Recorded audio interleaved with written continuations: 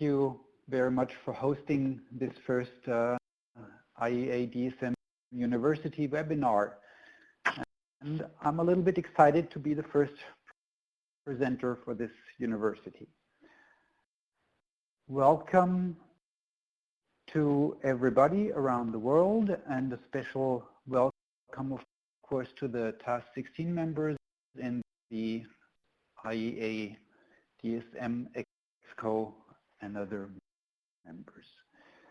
I want to share with you our experiences on ESCo market development, role for facilitators to play. And on this first slide, you also see a bunch of logos on the left side here, which is representing the experts who have all contributed to this publication on facilitators. One logo is missing, and I'd like to mention it. It's the logo from the Swiss Federal Office of Energy, who for some reason did disappear, but hopefully only the logo disappeared. Jan, Hans here. So could you speak a little bit louder, because you're coming through a bit faintly, and I'm hearing some comments. So maybe please try to speak a bit louder, please. I will try to speak louder, and if I lose the louder, please remind me again to speak up. Is that better now? Excellent. Thank you. Yeah. All right. Moving on to the outline of this presentation. This is the topics I have prepared for you. I want to start with the introduction of market participant terminology, a motivation why we're dealing with project facilitators, and I'd like to point out the questions that we're trying to answer here. One of the main messages will be that we're taking a client's perspective on procurement of energy services. So as opposed to focusing on ESCo companies and their institutions and so on, we'll be very much focusing on a client perspective on this market. Our answer to the difficulties that a client may face when entering into an energy service market is a so-called project facilitator, which should enable a client to procure complex energy services. We will not talk about the market facilitator, which is more of a more general figure, typically done by energy agencies, for example, who do general market information and dissemination activities, but not project specific.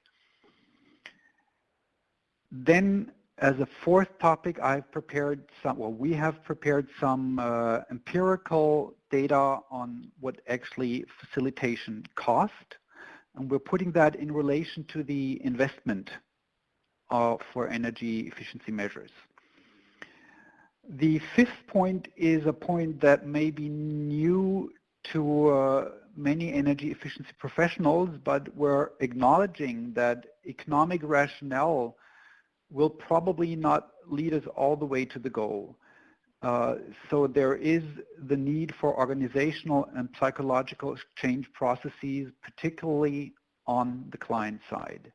And my last point is then conclusions and discussion. On the terminology, when you look at a market for energy efficiency and renewables, you'll have, first of all, the client side. You'll have the supply side, that can be ESCos, energy services providers, or others. And the main figure we're talking about here is the facilitator. And the facilitator is an intermediary between the client and the ESCo. And in a first approximation, you might say the facilitator is sort of a similar figure as an architect in a construction process. He's mostly consulting on the side of the client to help the client structure a project, define the project goals, and then define the terms of reference and finding the right supplier. That's in a nutshell what the facilitator does.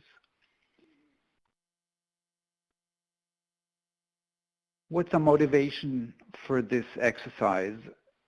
Energy contracting is a proven delivery mechanism, but besides many successful examples, the market volume still is way behind expectations and also behind energy policy goals. There is empirical evidence that ESCo market development is often driven by the client side, and that's particularly true for Europe. For example, by public institutions putting out calls for proposals for ESCos to bid for. So this is very much a buyer-led approach. And empirical evidence shows that these clients were enabled by facilitators who served as intermediaries between the ESCos and their potential clients. The most well-known example is the Berlin Energy Agency in Europe, which started this kind of activity in the mid-90s. But there's a bunch of other activities that are likewise successful and sometimes even more advanced in terms of their scope of services, including the building shell, including renewables. So we found very nice examples in Germany, in Austria, in Sweden, and in some other countries. On the other hand, this figure of a facilitator seems to be rather unknown outside Europe.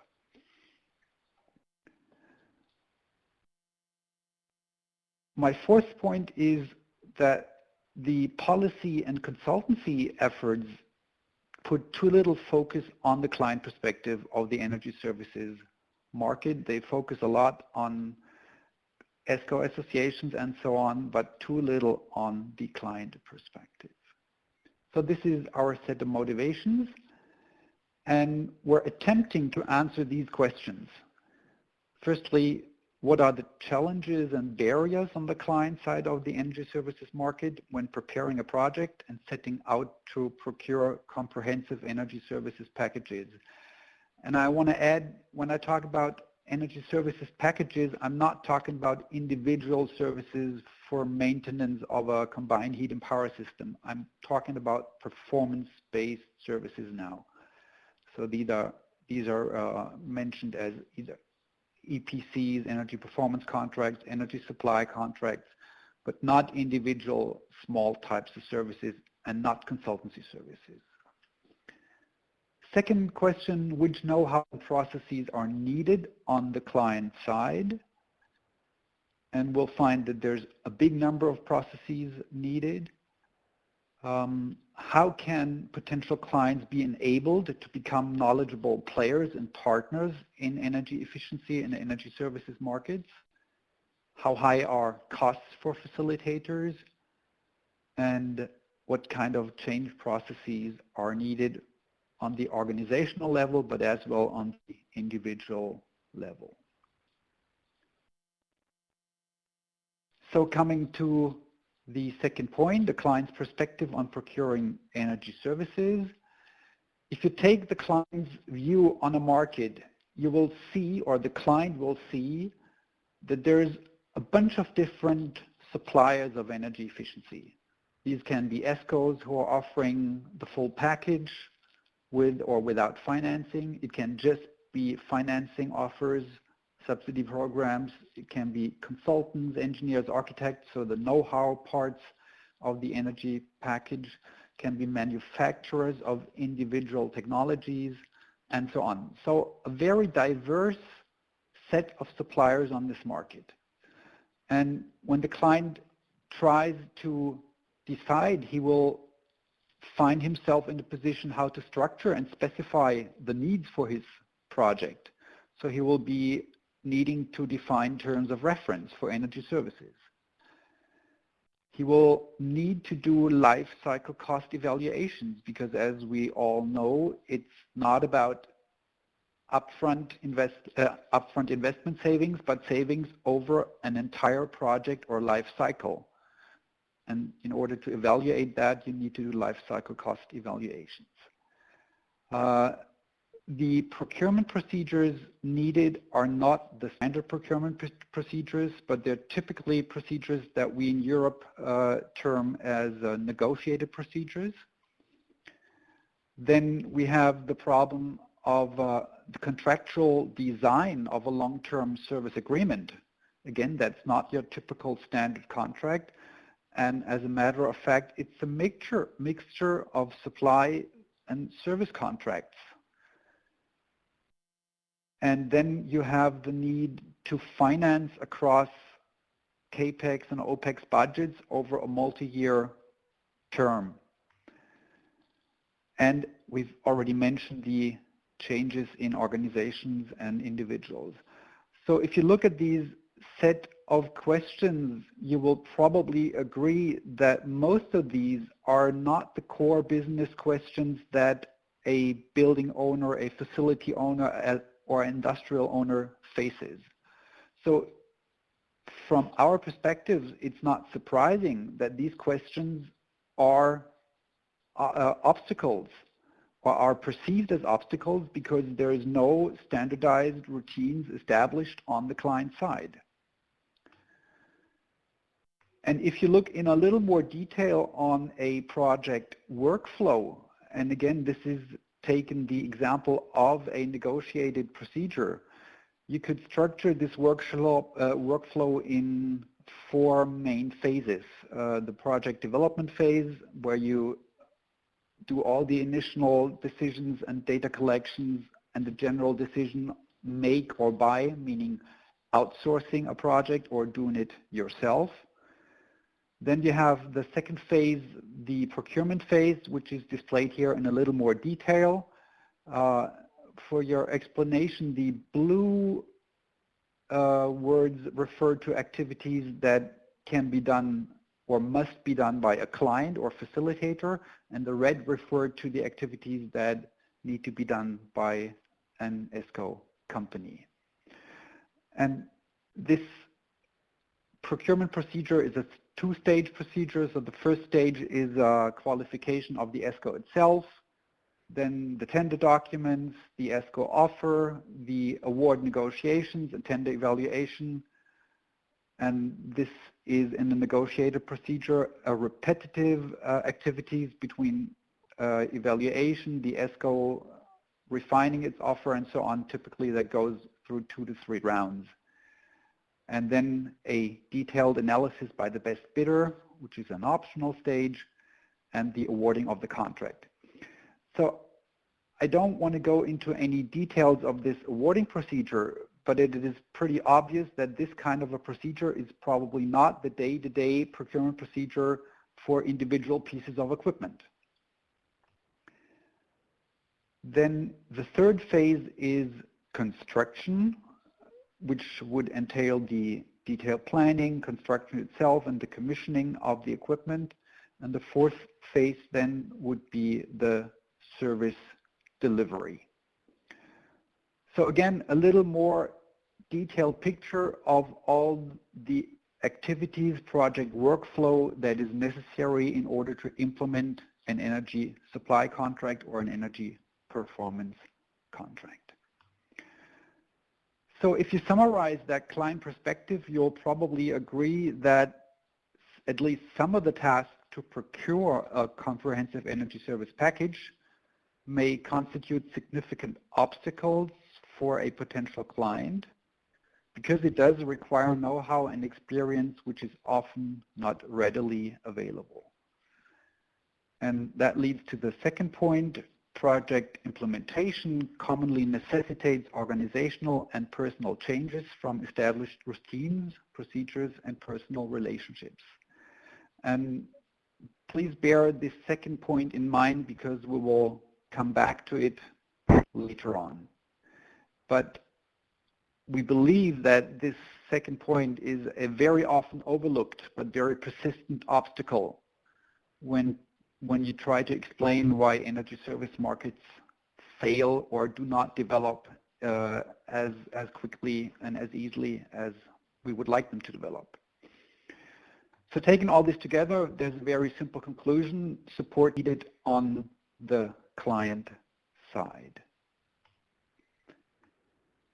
Which brings me to my third point, the project facilitator to enable clients. So again, starting with the client perspective, and as we started out earlier, and in between that client and the suppliers, you have the facilitator as an intermediary. Now, this facilitator is a guy or a girl who has a lot of different tasks, and we're not just talking about an engineer or a legal advisor or a financial advisor, but when you look at all these different tasks, and we'll go through them one by one, you'll find this facilitator is a pretty demanding task to do. And it just reflects the complexity of energy efficiency projects. It reflects the life cycle approach, it reflects the interdisciplinary approach, and it reflects the different trades, technical trades, and so on that are involved in a project. And we're trying to bundle all that in one life cycle approach. So to me, it is not surprising that energy efficiency projects, by their very nature, are complex projects. And I'm afraid that's not going to change very easily. So what's the task of the facilitator? He starts mostly on the client side by structuring the project together, defining the project goals, and supporting him with a make or buy decision. After the project structuring, you will need to decide which business model is appropriate. And when I say business model, I'm referring to, is it a shared saving or guaranteed savings model? Is it a supply contract model or a performance contract model? And so on. Then you need to do the financial structuring, financing on the client side, financing on the ESCo side, or sharing of the financing between the two. Can it be, for example, a forfeiting agreement, and so on. Then you have the legal structuring, the ESCo contract itself. And I should add that in Europe, we tend to have the ESCo contract as part of the terms of reference. So when the client puts out a call for proposals, the ESCo model contract will be part of those terms of reference as a model document that can then be negotiated. Then we have the tender documents themselves, the procurement procedure, which we have seen earlier, the proposal evaluation, contract award, measurement and verification, quality assurance, and mediations. So a whole set of activities which are not the core business of the client, so the facilitator will help him to prepare and structure all these topics. And at the same time, this is not a one-way thing towards the client. It's also really meant as an intermediary between ESCos or energy efficiency suppliers and clients, because those worlds, those cultures are very different. And the facilitator in an ideal world will be knowledgeable about being an ESCo as well as what the client needs. So he should also be in the position to tell the client, this is what you can realistically expect from an ESCo, and this is what you better should not expect. So facilitators should be independent between those two and work as an intermediary.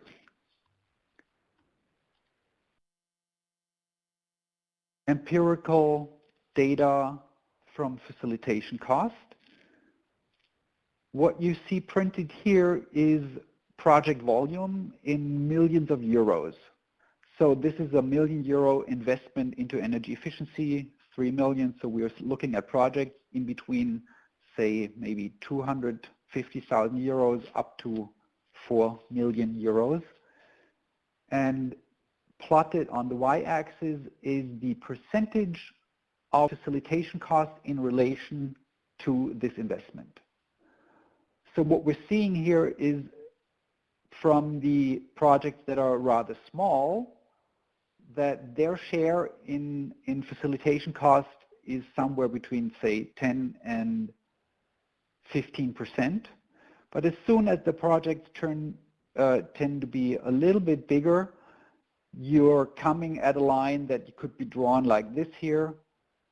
You're coming at a line that is roughly somewhere between 2 and 3% of the investment cost. These data are from projects in Austria, Belgium, Germany, Netherlands, Sweden. We have not been able to gather data from countries outside of Europe, which either means there is no facilitator or we simply didn't get access to them. If anybody has facilitation data or facilitator data on countries outside Europe, I'd be very happy to receive these information.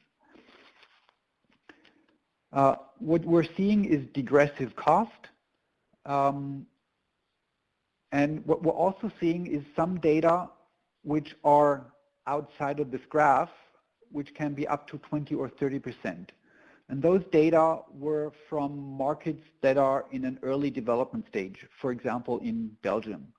So it does take some time, of course, to build this project facilitation knowledge, and that reflects in cost.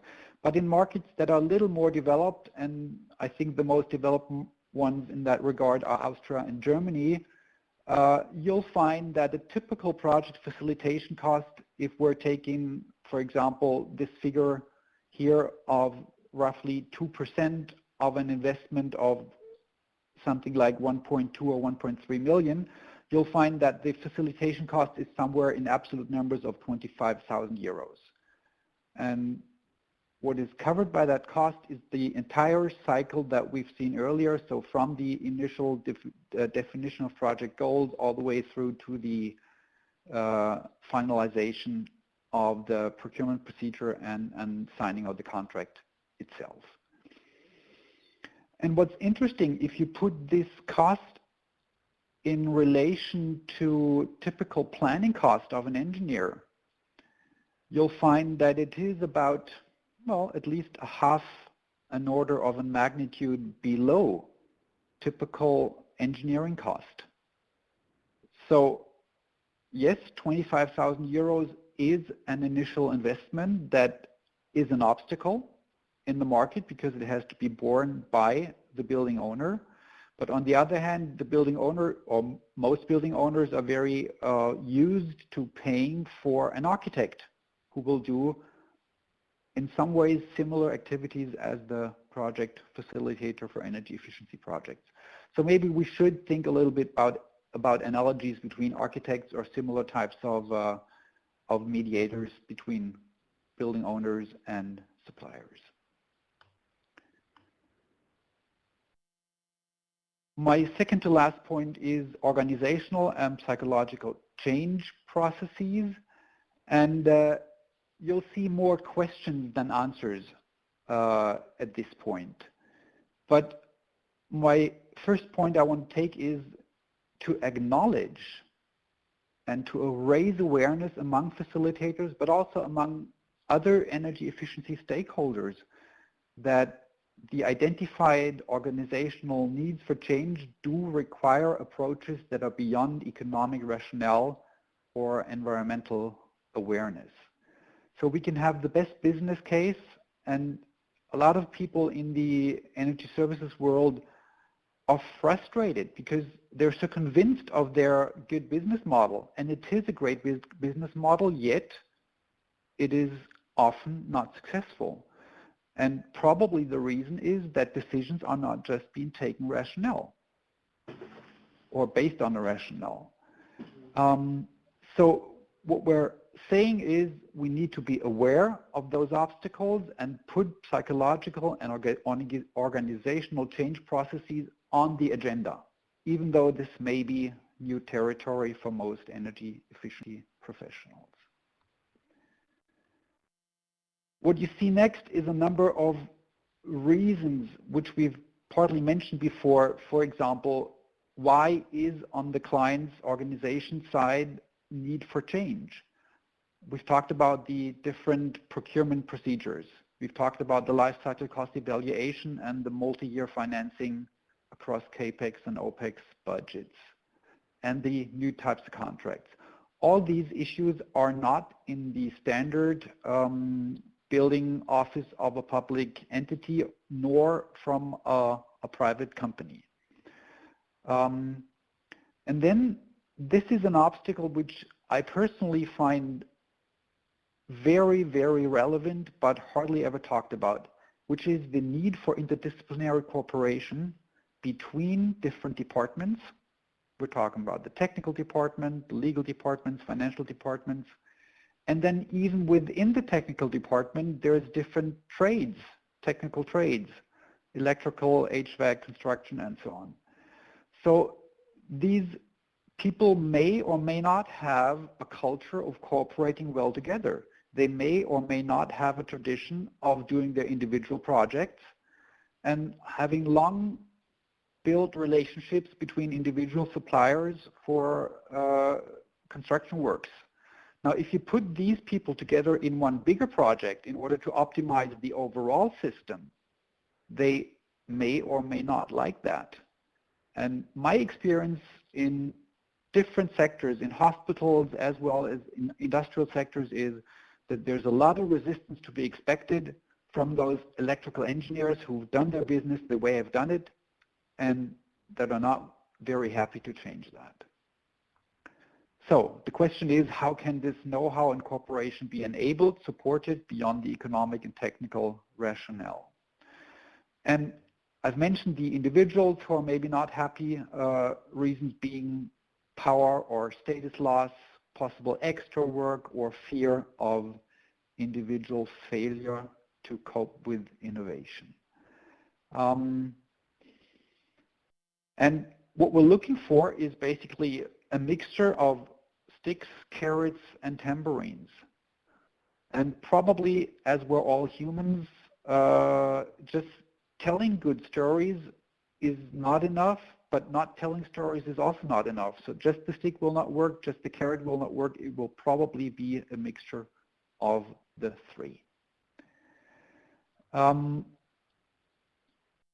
Following up on this, we have decided to intensify a cooperation between a sister task, the task 24 on behavior change for DSM, and we're currently preparing a paper titled Facilitators as Intermediaries Between Energy Service Providers and Clients.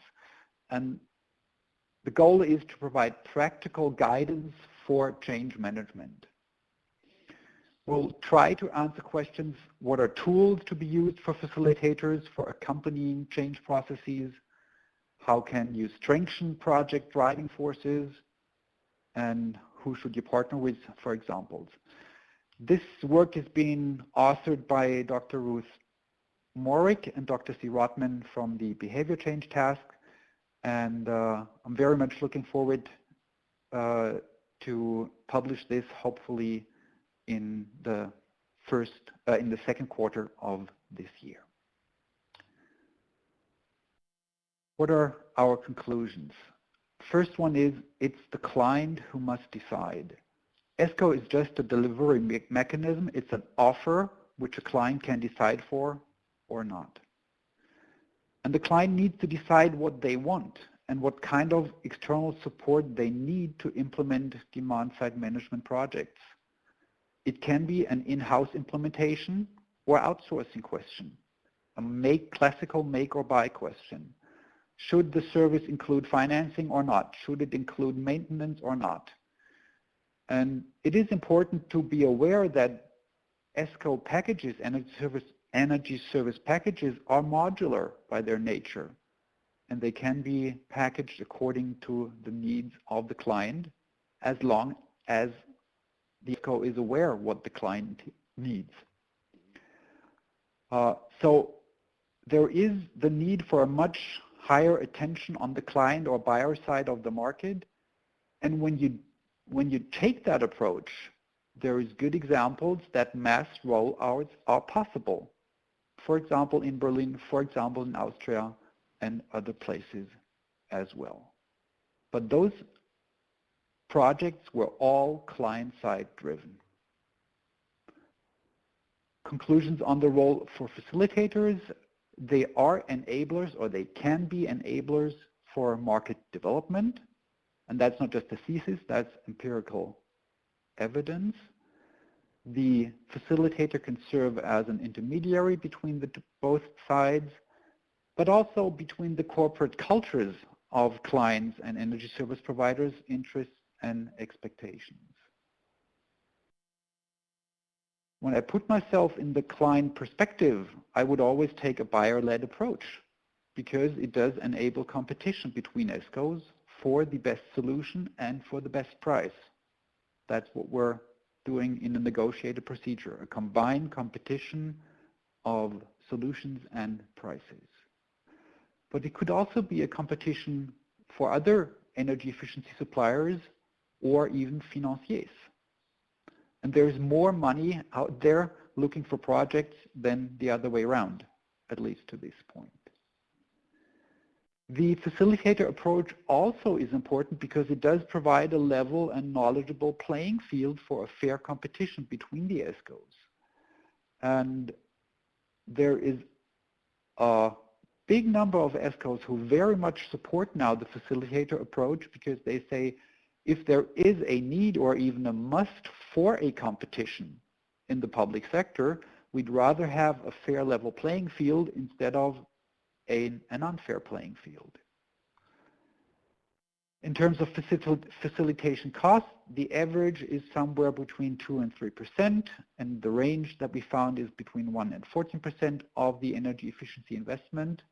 That is, of course, an obstacle for a client because it's an upfront investment. But it's often outweighed, and again, that's empirical evidence, by maximized savings because of the competition, by lower prices because of the competition, and by better quality. And we've mentioned and stated the need for change processes, even though that's new territory for most of us, including me.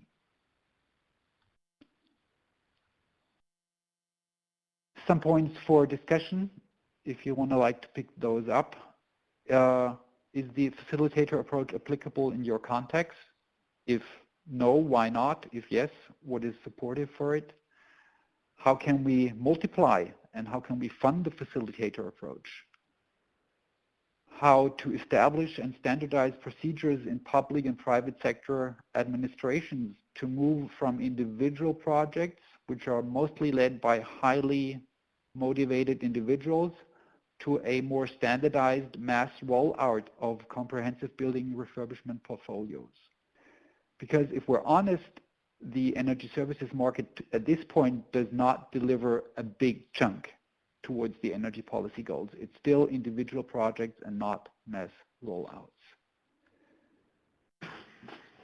What are suitable sticks and carrots and tambourines, but also what are practical approaches to enable change processes on the client side? And another topic which is more of an outlook is I would like to learn more about the Anglo-Saxon approach, which I think is more of a supply-side approach, an ESCo-led approach, and probably we could both learn from one another. Second to last slide is a reference to literature that we as Task 16 have produced. It's a paper that was published at the last ECEEE conference summer study with the same title, ESCo Market Development, a Role for Facilitators to Play. And as you can see here, there were contributions from almost all over the world, from Sweden, Natalie, from Markus Barreit, from Switzerland, from Charles Bourgeois and Johan Kohlen from Belgium, Gert Kempen from the Netherlands, the colleagues from Korea, and Lieven van Stralen from Belgium again. With this, I would like to end. Thank you very much for your attention. Thank you very much for the partners who contributed to this. Thank you, Hans, for setting up this webinar. Thank you very much, Jan, for your presentation, and very clear and very interesting. So I saw quite a few questions coming in, and we will move now into the Q&A session. and I would still invite you to enter your questions. Also, you can see a feedback pod, so we would appreciate your feedback on the webinar. And so let's start with the first question. Just a moment. From Henry Lawson. Is there a directory of facilitation organizations available worldwide so your comments on that, please, Jan. The answer is very short. No, not worldwide, not even nationwide.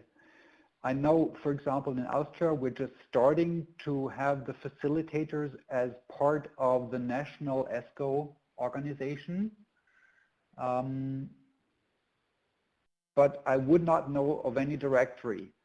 I'd like to point to two European projects. One of them is called Transparency, the other one AC 2020, both of which are dealing with facilitator approaches.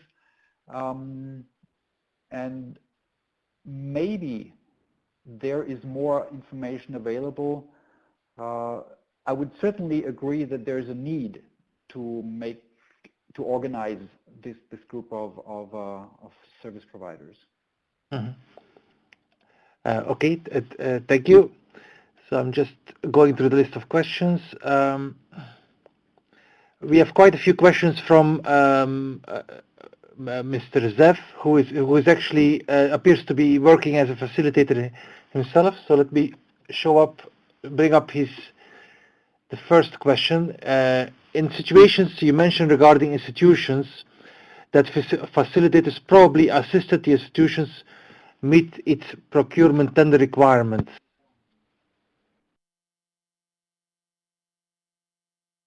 And probably related to that is another question. So I'll probably group these into one question. Is how do I ascertain the results of ESCo facilitation, especially in institutional projects? Mm-hmm. Let me see if I understood the question correctly. The first part was, how do I ascertain the result? The result, meaning in the competition phase, is asserted by upfront defining the award criteria. And then, for example, competition criteria would be guaranteed savings, the amount of guaranteed savings or the price of the service. And that can be monitored easily, either through measurement and verification or through invoices upon service delivery. Now, I'm not sure what's meant by especially in institutional projects. Hans, do you have a clue what this could mean? This is probably projects in the public sector. Okay. Yeah, that's actually where the most experience is from the facilitation approach, and yeah, same answer. Exactly. Monitored, yeah. And the second question was,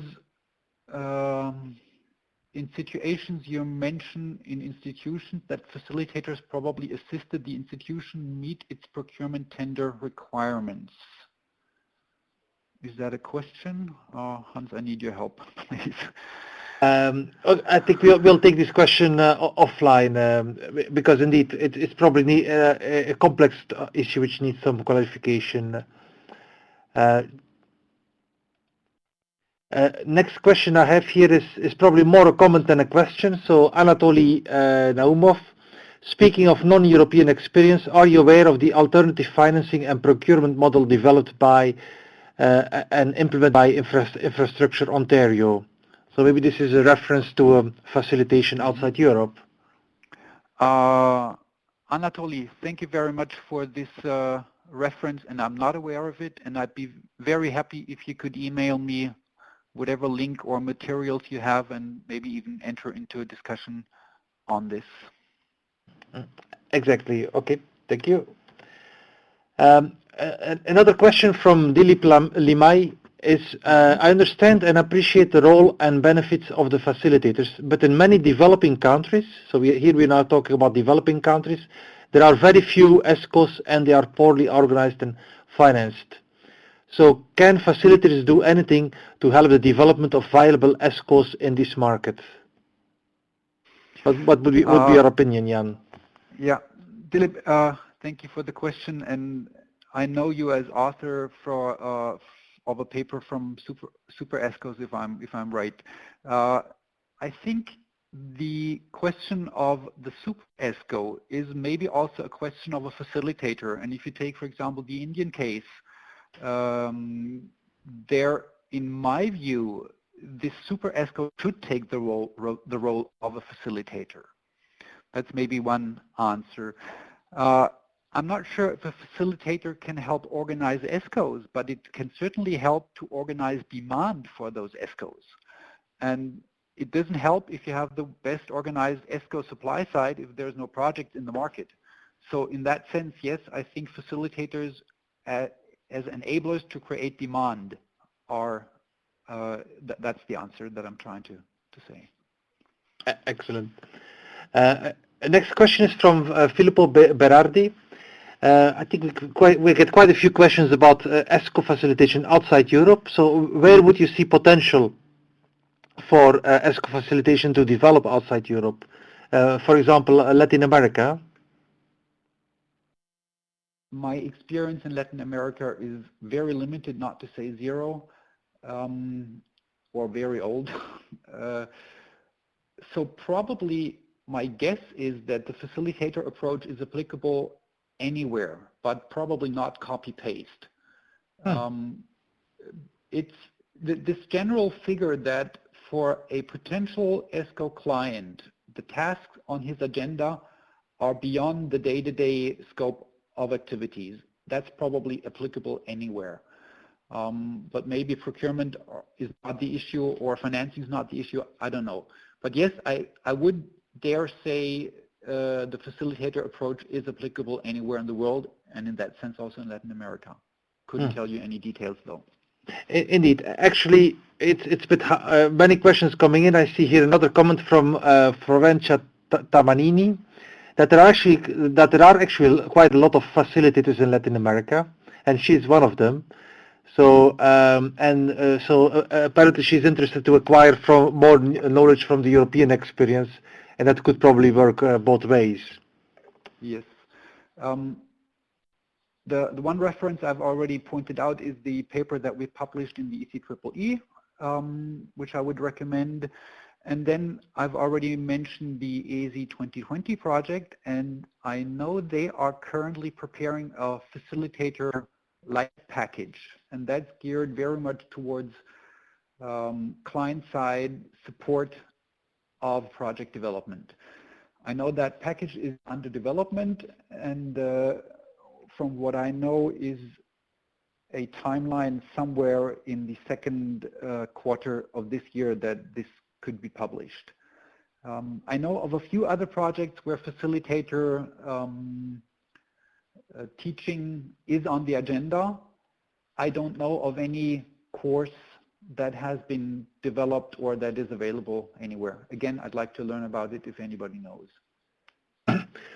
Indeed, it looks like there is quite a lot of room for further exchange after this meeting. So what we'll do is, as we announced, this webinar is the first of a series in DSM University. In our follow-up email tomorrow, I will include an invitation for all participants to join actually the DSM University, and there I think you will be invited to share these further comments or exchanges, and even contact other participants through the DSM University. So we will make sure that we share you the link tomorrow, and we do urge you to register for the university. Next question is interesting question from Frédéric Puyol. Is how would this model apply to renewable energy projects rather than energy efficiency projects? Any comment on that, Jan? Yes, absolutely. As a matter of fact, the projects that I personally have most experience with are combined energy efficiency and renewable projects under a model we call integrated energy contracting. So that would encompass energy efficiency measures as well as supply of mostly renewable energy. And I think it's very much applicable because the general tasks on the client side are the same. to structure and define what you want to buy, and it doesn't make very much difference if you structure a renewable project or an energy efficiency project. Okay, excellent. So I see here the next question from Jose Freitas, which is quite specific, but maybe we can broaden the question a little bit. So let's first look at the question. So what is your knowledge and why the lack of success of ESCo initiatives in Portugal? And can you reflect on this and why? Probably the question is, why is the success rate of ESCo companies so variable? Why does it vary so much across European countries or countries in general? Maybe to comfort you, Jose Freitas, it is difficult everywhere. I don't know any country where this is an easy business. And that's, again, because of the very nature of energy efficiency. Particularly in Portugal, I would like to refer you to Miguel, no, I forget his second name, who is leading the Portuguese ESCo Association. And I'm happy to put you in contact if you send me an email with Miguel, who could probably answer your question much more in detail with regard to the Portuguese case. Okay, excellent. Then probably question for clarification about the independence of the facilitator from the ESCo. So how independent has the facilitator to be independent from the ESCo, Jan? I think he does. And I would add he does have to be independent from also the client, even though he is mostly paid by the client. But experience shows that if you as a facilitator do not perform independently, you'll do it once or twice and then you're out. So it is very much about trust in this very complex business environment. As a matter of fact, it's easier to be independent of the ESCo because you are being paid by the client. So there's no payment stream from the ESCo to you. No, I'm not talking about any unofficial or bribe or whatever type of activities. Of course, that is yeah. When it comes to public a related question to this, Jan, is from Ian Shearer. So, it's who pays the facilitator? So, since the benefits seem to accrue, many of the benefits accrue to the energy supplier, shouldn't the supplier pay the facilitator? Mm-hmm. In our empirical survey, we found that I would say 90% of the facilitation costs are being paid by clients. And it is usually the client who takes the initiative and says, I want to structure a project, so I'm hiring an engineer, I'm hiring an architect, or I'm hiring a facilitator. Now, wherever there is demand created for a product, it's ultimately the supplier who will hopefully benefit also from it. But I wouldn't say that the energy supplier, as you put it, Ian, is the first or the main benefiter. It's hopefully both sides, the client and the supplier. Okay. Changing subject, so Christian Stenquist has a question about the background of a facilitator consultant. What background do they have? Are they former ESCo employees? Christian, if you are an ESCo employee, you're very well qualified to be a facilitator. And as a matter of fact, I was an ESCo employee myself, and I know some other very good facilitators who actually come from an ESCo background, and it does help tremendously to also know that side of the business. But of course, there's other facilitators who have either a technical, mostly they have a technical background, but of course you need in addition, you need the legal background, and you need a financial background and an economical background. And to make things worse, we also need a change process background. So probably we need to team up with others because that can't just all be accomplished by one individual. Okay. Another question, which is probably again difficult to answer in this emerging state, but is again about trying to come to terms with the variety that we observe in facilitation. So, what kind of institutional or what kind of market conditions need to be in place to be favorable for an ESCo facilitation market to develop? In an ideal world, there needs to be some sort of obligation on the client side to improve energy efficiency. So this can be obligations by a European directive or whatever other policy measure, or it can be policy goals that are self-defined by the institution. It can be environmental goals and so on. But there needs to be a driver on the client side to initiate projects. That, I would say, is the most enabling environment. Yes. I think that makes sense, Jan. Thank you. I think the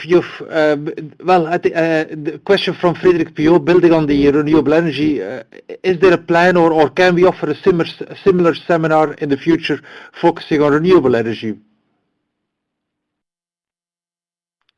If you're referring to me as a person, I would probably answer no, because my expertise is rather limited. But as I said earlier, I think the approach in general is valid for structuring complex life cycle projects. And those can be renewable projects or energy efficiency projects. If you're looking, yeah, full stop. Excellent. Another comment more than a question about, again, non-European experience. So we have a comment from Alejandro Cor. Speaking of non-European experience, have you heard about the work of Econolair as facilitator and market actor or player? So probably this is referring to the North America. It's North and America. Another reference. Any comments on that, Jan? Yes, it's actually referring to Canada. So yes, I do exchange my views with Pierre Langlois regularly, and I dare say that this figure of a facilitator is one that at least not explicitly has been on their agenda. But they're very much liking it. They have read the paper and they're very much supporting the approach. Yes. Okay. Another question more about the modalities. What's the acceptable time frame for project development? So how long is the facilitator working over the project life cycle? That's a good question. Unfortunately, a rather frustrating question. If you take the procurement process itself, you're looking at about 6 months. If you're taking the first stage of project development, realistically, I've seen anything between 1-2 months up to years. And the reality is it takes forever, at least that's how it feels, it takes forever to develop these projects. So we're looking at a project cycle of typically 2 years, unfortunately, and that's way too long. That's quite challenging indeed, because it's quite long elapsed time. But probably also in ESCo facilitation there are very strong learning effect, so the second one will be much easier than the first one, and so on.